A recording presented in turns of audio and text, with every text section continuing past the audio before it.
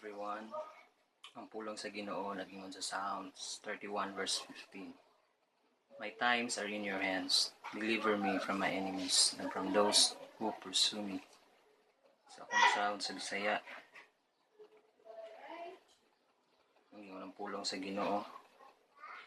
Salmo 31 versikulo 15. Anaa sa imong mga kamot ang akong kinabuhi. Luwas ako gikan sa akong mga kaaway ug sa libutos kanako.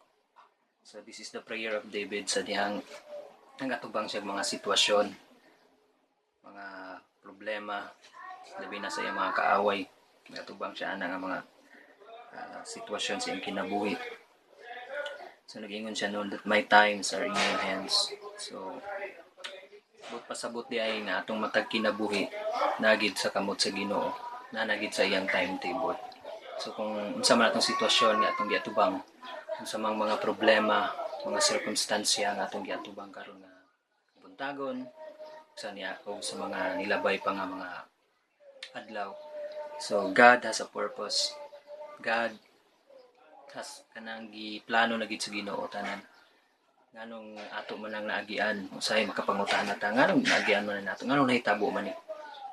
Tungod na ay gusto ipaabot sa Ginoo sa atong kinabuhi. Na siya ay gusto nga nato makatunan. Na ay gusto ang Ginoo nga atong magawasan. So sa kinaiya ba sa mga paglantaw man nato sa mga tao. So that is in the hands of God. So nganong nahitabo man na siya because naay purpose ang Ginoo sa atong kinabuhi. So kung unsa man atong gipang-atubang karon, so di lang kita mo give up, di kita mo discourage because God has planned it. So i-receive lang nato with positivity, atong dawaton na kanang kinasing-kasing bitaw nga pagdawat nga dili ta magbagulbol, dili ta magreklamo because God has a purpose nga nung ipaabot na sa atong kinabuhi.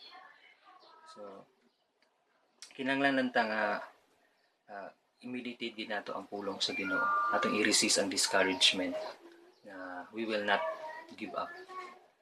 So karon nga kabuntagon, just keep standing, keep hoping, keep believing that God will do His part sa atong kinabuhi.